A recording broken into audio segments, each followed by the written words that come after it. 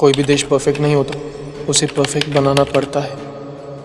9ই August শুধুমাত্র একটা তারিখ নয়, ওই রাত আমাদের চোখে আঙুল দিয়ে দেখিয়ে দিয়েছিল যে এই সিস্টেম ঠিক কতটা নষ্ট। একজন মেডিকেল ছাত্রী, একজন নারী, একজন নাগরিক খুন হলো, আর প্রশাসন তারা নেমে পড়লো প্রমাণ গায়েব করতে। এই অনাচার আমাদের বাধ্য করেছে এই প্রতিবাদের রাস্তায় নামতে। লালবাজার অভিযান, স্বাস্থ্য ভবন অভিযান, মিছিল, এমনকি আমরণ অনশন, আমরা গিয়েছি শেষ পর্যন্ত। আর কেউ যখন চুপ ছিল তখন আমরা প্রশ্ন করেছি সোজাসুজি, প্রশ্ন করেছি সিবিআইকে, প্রশ্ন করেছি পুলিশকে, প্রশ্ন করেছি রাষ্ট্র ব্যবস্থাকে, কে বাঁচাচ্ছে খুনিদের।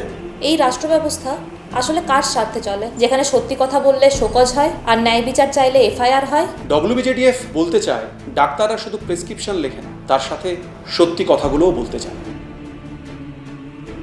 হ্যাঁ, আমরা ফেসবুক অ্যান্ড ইনস্টাগ্রামে ছিলাম, কিন্তু এখন দরকার আমাদের একটা জায়গা যেখানে মন খুলে কথা হবে, তথ্য বিশ্লেষণ এবং অভিজ্ঞতা তুলে ধরা হবে।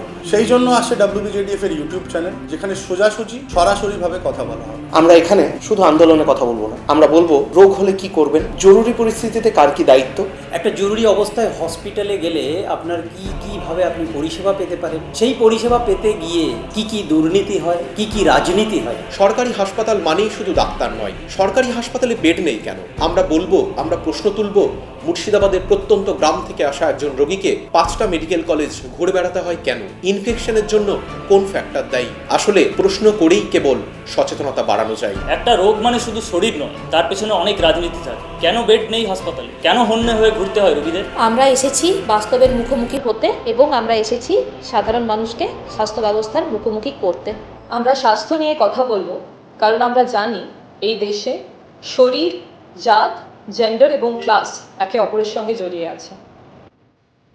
আজ শুধু হাসপাতালে নয়, প্রতিটি কলেজ ক্যাম্পাসই যুদ্ধক্ষেত্র। শাসক দল ছাত্র সংসদকে কাজে লাগিয়ে নজরদারি চালায়, ভয় দেখায়। তাই ডব্লিউবিজিডিএফ মনে করে ছাত্রছাত্রীদের স্বাধীন ঐক্যবদ্ধ সংগঠন তৈরি করা এখন সময়ের দাবি। পাওয়ার পলিটিক্সের নামে কলেজগুলো ধীরে ধীরে দখল হয়ে যাচ্ছে। আমরা যদি চুপ করে থাকি তাহলে এই অবস্থার কোনো পরিবর্তন হবে না। এই মুহূর্তে এই নিপীড়নের বিরুদ্ধে সোচ্চার হয় প্রত্যেক ছাত্রছাত্রীর কাছে প্রাথমিক কর্তব্য। যৌন হেনস্থা নিয়ে মুখ খুললেই বলা হয় ভবিষ্যৎ নষ্ট হয়ে যাবে। আমরা দেখিয়েছি মুখ খোলা মানে বিপদ না, মুখ খোলা মানেই লড়াইয়ের শুরু।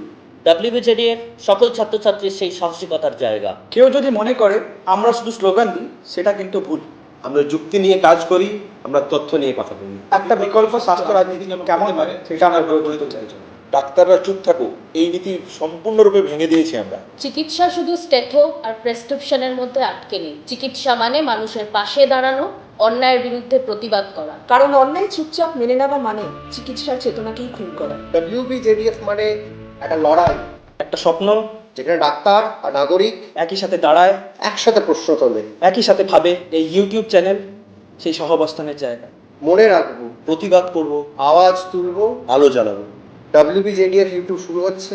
আপনারা সবাই পাশে থাকুন।